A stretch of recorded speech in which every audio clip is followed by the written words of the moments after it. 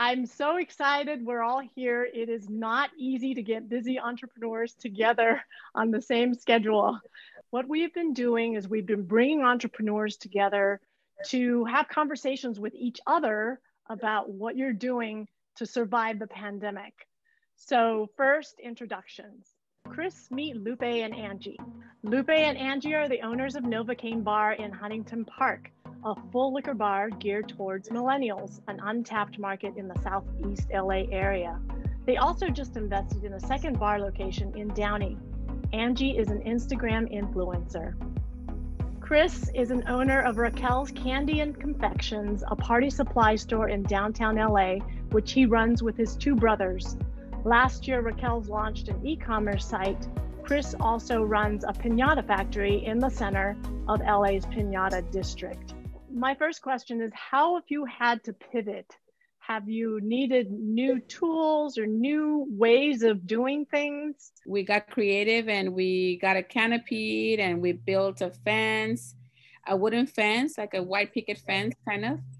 And we built like a temporary little bar areas where they can sit, obviously not together, and put TVs outside and just make it plants and kind of do a little bit of decoration so that it looks nice and appealing.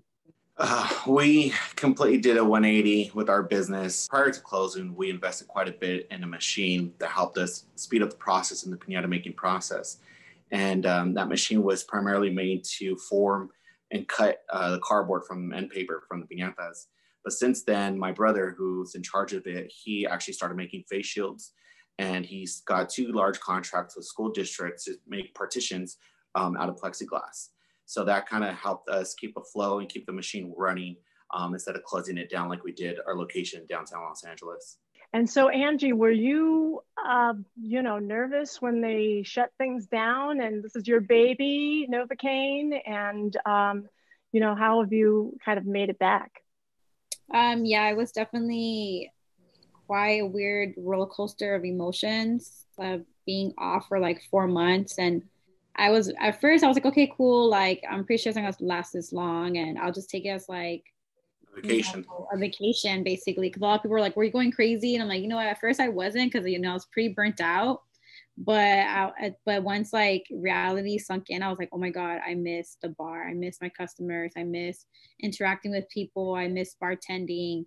I was just really happy that we were able to make an amazing patio and people love it, and I still want people to feel that safeness and just for them to forget what's going on outside our little picket fence on the corner.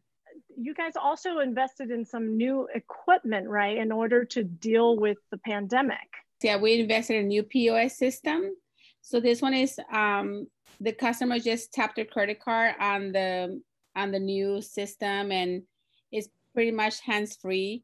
It's just QR codes and no menus, and just as much as touchless stuff as possible, and trying to maintain that safety stuff so people feel like comfortable around there. And then the temperature, to check their temperature. We also have a new system to where we paid a pretty pricey, $1,000 for it. It's ID trackers. So everybody that comes in, we get their ID and it stays in the system. So if anything happens, we can always go back to that day and see who was in our establishment. I've never even heard of that kind of system. Interesting. Yeah. Smart. What do you think is the biggest lesson that you've learned from crisis? Now, moving forward, we basically put ourselves on payroll. So that way in the future, hopefully nothing ever happens again, but we weren't able to file for unemployment and get those $600 weekly payments that most people were getting. So as business owners, it did take quite a toll on us. It was very stressful not knowing, when we were going to get some income to kind of pay for our personal expenses. So moving forward, we did make those changes. I agree. Same mistake here. I'm not on the payroll. So basically I just did owner's draw as I needed. It was really hard not to get that money and surviving basically. So next time I hope there's never a next time, but I am definitely going to be included in payroll as well. We don't know when all this is going to end. Like I said, they can tell us open tomorrow or close tomorrow. which they already done it once, you know, back in June. We purchased everything to open the business again. In Novacane, we bought all the groceries, and, you know, beer goes to waste, believe it or not. It expires. So yeah, it is really heartbreaking to throw everything away. And in my case, I got smart, and I used all my products, and I gave it away to senior citizens in Huntington Park, about 35 to 40 seniors that I would give the food every Wednesday. So until I ran out of food. Oh, that's really nice of you. That's really great. How about you, Chris? How are you kind of making it through this? How are you drumming up business to make up for what was lost? Hoping. We're definitely revising the way we market our business. You know, there's a lot of industries that didn't shut down. We started producing a lot of gummy product that went to a lot of companies that were making chamoy type products with it, or even on the medical side that, you know, they're infusing the gummies with. So we started importing quite a bit from Turkey. We started exporting a lot of candy into Mexico. So we try to do whatever we can when the business was shut down, which was basically done all over the phone. So now that things are open, it's basically just trying to learn how to cope with the employees, how to structure the business so that way we're still safe primarily. You know, a lot of customers were scared to come back out. So when we first reopened, it was slow. You know, we didn't know if it was even worth being open. But little by little, I think people got a little more confident, started coming out. And now during the Halloween season is very busy for us now. So we've actually sold about 40% more this past weekend than we did the year before. So we've been doing quite well as far as our sales go this month. But again, every week is different. You know, every day really you hear the news and you don't know what to expect the next morning.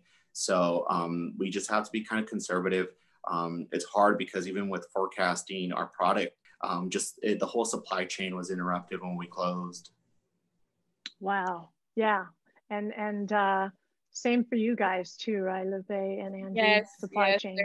Supply. Yeah, right now we can't find a Mexican Coke, or they're out of the Alden Don Julio products, and they also don't have like Modelo Negra, which is one of like our biggest sellers.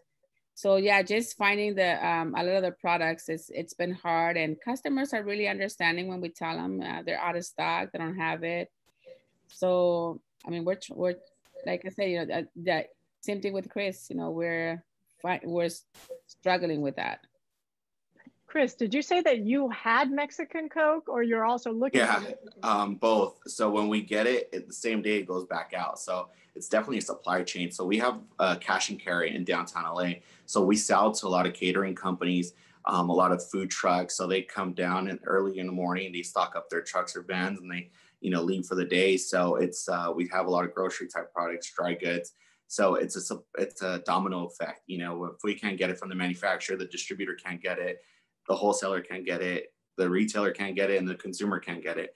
So it kind of affects quite a bit. So do you have any Mexican Coke right now? Because I need some. I'm supposed to get some this week, so I will call you definitely as soon as I get it. Thank you so much. Yeah. Did any of you get PPP loans or any emergency funding? I got the PPP loan, yes. And that was really good, because at that time, I remember Angie calling me. She said, "Mom, I have no money for food." So obviously, yeah, it was bad. So I had to, I said, I was ashamed. I was like, oh, I have to hit up my parents. So at that time, then the PPP came and everybody had money again. Like all my employees had money, and I got the loan through East West Bank.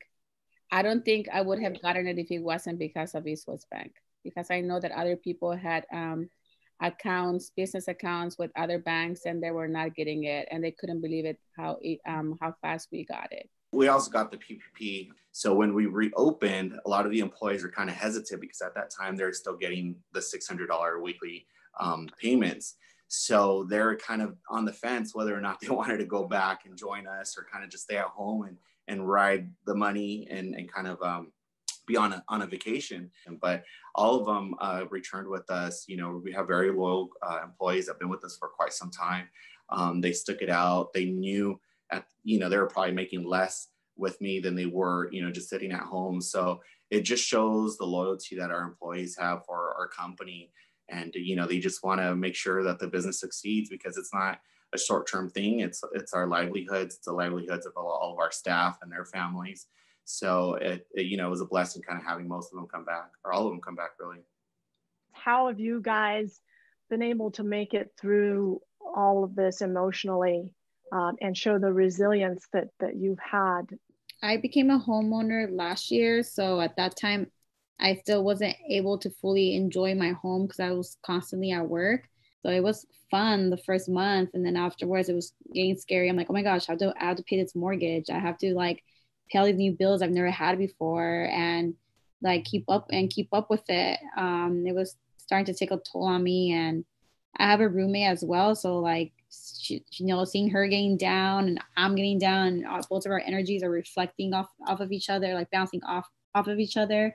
We would just try our best to keep uplifting each other and say it's just temporary. I just felt so bad for people who were not able to get unemployment, or have their bosses help them out, or their job. So I just kept thinking about that. I feel so bad for people who are not, or who are people, even people who are undocumented, who have been working their asses off every day, and them not able to get, a check. That would break my heart. So I would just try to think about there's somebody out there who has it way worse. At least I have my home and I have my family, and we're gonna make it. So I just try to think positive. But I mean, we're still going through it. We're just we just kind of are going with the flow and surviving at this point. But it's still there. It's still in the back of our mind, 100%. The main thing is just remaining positive. I went through the same motions. I think a lot of business owners did, a lot of individuals did. We all thought at first, okay, it's not that serious. We're closed for 3 months. And as a business owner, a week, and people live paycheck to paycheck. For us, we're living bill to bill. We have vendors to pay. We have creditors to pay. So it was very difficult. And when we're reopened, you're still going through the lost sales. It's not the same as it was before. So it's hard to forecast. It's hard to decide on certain things. So it's definitely still there, like Angie says. But at the same time, we have to be very positive and hope that this goes away very soon. Know that we're not here alone. And hopefully, out of this, we can kind of come up with some type of support group for business owners. But just for the new entrepreneurs, don't be scared. Just continue your dream and don't give up on it.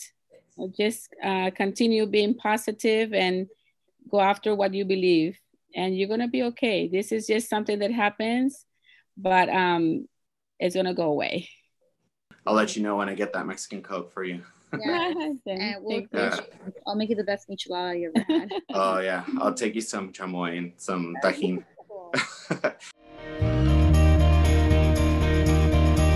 So we really just wanted to get two of our all-star entrepreneurs together to talk to each other and to share strategy. It's such an honor to even be speaking to you.